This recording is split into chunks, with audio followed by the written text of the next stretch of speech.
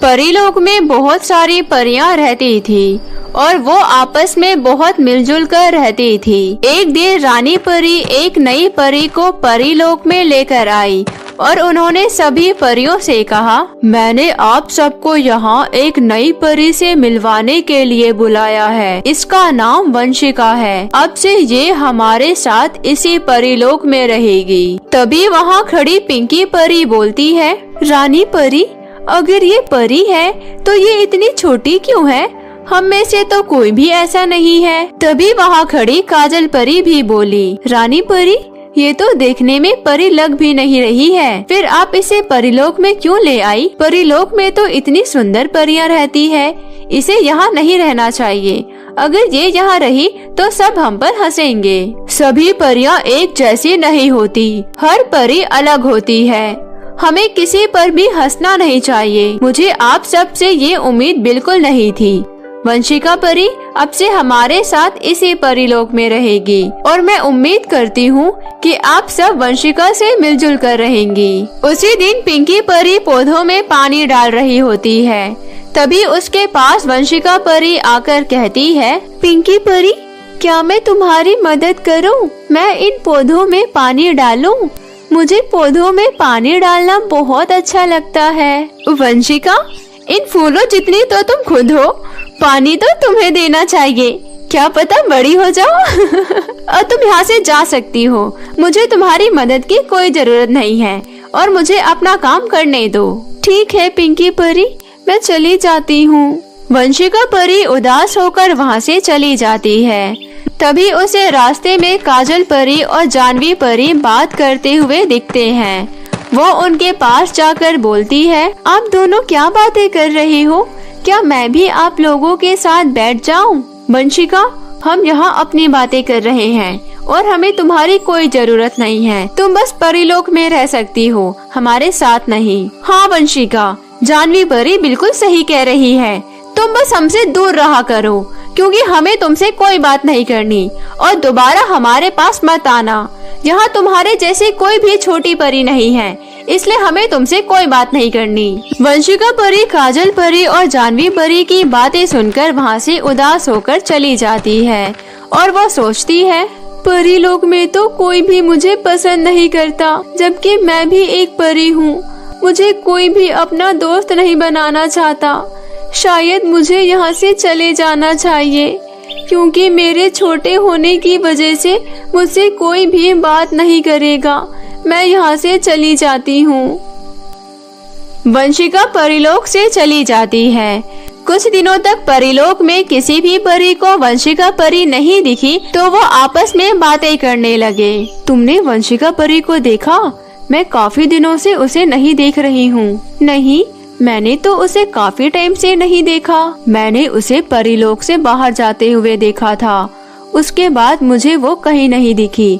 शायद वो हमेशा के लिए यहाँ से चली गई है। वो कहाँ गई होगी?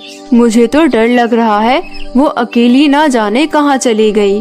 हमने उसके साथ कितना बुरा व्यवहार किया था। वो हमारे पास कितनी बार आई थी, लेकिन हमने हमेशा उसे डांट दिया। हाँ, हमने तो उससे ठीक से बात तक नहीं की थी। हमें ऐसा नहीं करना चाहिए था। वो है तो एक परी ना, हम परी होकर ऐसा कैसे कर सकते हैं? हाँ, लेकिन अब हम वंशिका परी को कहाँ ढूंढे? हमें तो ये भी नहीं पता कि वो कहाँ चली गई है। हमें रानी परी के पास जाना चाहिए। अब वही हमारी मदद कर सकती है। सभी रानी परी के पास जाते हैं और उन्हें बोलते हैं, रानी परी, रानी परी, क्या हुआ? तुम सब इतनी परेशान क्यों लग रही हो? रानी परी, हमसे बहुत बड़ी गलती हो गई। हमने वंशिका परी के साथ बहुत बुरा व्यवहार किया, जिस वजह से शायद वो परीलोक से चली गई है। रानी परी, हमें माफ कर दीजिए, हमसे बहुत बड़ी गलती हो गई। आपने हमें वंशिका परी के साथ रहने को कहा था, लेकिन हम उसके साथ नहीं रहते थे और उसे डांट दिया करते थे और उसके छोटे होने का मजाक भी बनाया करते थे। इन्हीं बातों का बुरा मानकर वंशिका परी परीलोक से चली गई। हमें माफ कर दीजिए रानी परी। हाँ रानी परी, हमने बहुत बुरा किया उसके साथ। हमें किसी का भी मजाक नहीं बनाना चाहिए। रानी परी, आप उसे वापस ले आओ। अब हम दोबारा ऐसा कभी नहीं करेंगे। मुझे ये देखकर बहुत अच्छा लगा कि आप लोगों को आपकी गलती का एहसास हो गया है और अब आप लोग ऐसा कभी नहीं करेंगे। और वंशिका परी कहीं नहीं गई है, वो यहीं पर है। इतना कहने के बाद रानी परी वंशिका परी को आवाज लगाती है, वंशिका, वंशिका परी, इधर आओ। तभी वंशिका परी वहाँ आ जाती है।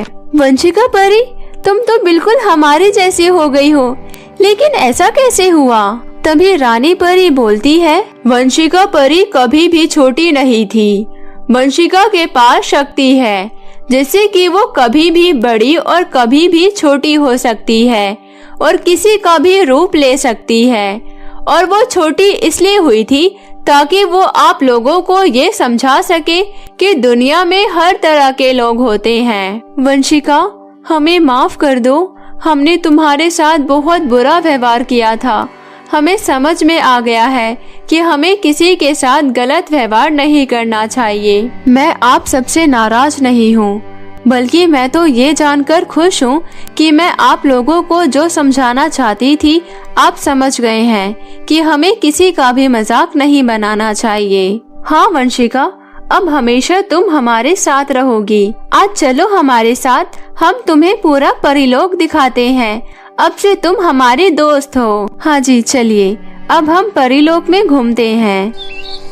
इसके बाद से हमेशा वो सभी एक साथ रहने लगे। तो मेरे प्यारे दोस्तों, इस कहानी से हमें ये सीख मिलती है कि हमें किसी की कमियों को देखकर उसका मजाक नहीं बनाना चाहिए, बल्कि उसका हौसला बढ़ाना चाहिए। तो कैसी लगी आपको हमारी ये कहानी, हमें कमेंट करके जरूर बताएं। और यदि कहानी अच्छी लगी हो तो अपने दोस्तों के साथ भी शेयर करें। और हाँ, अगर आपने अब तक हमारे चैनल पोलर टीवी को सब्सक्राइब नहीं किया है तो जल्दी से नीचे लाल बटन दबाकर अभी सब्सक्राइब कर ले और साथ ही बेल आइकन को दबाना ना भूले। तो मिलते हैं फिर किसी नई कहानी के साथ, तब तक अपना ध्यान रखें। धन्यवाद।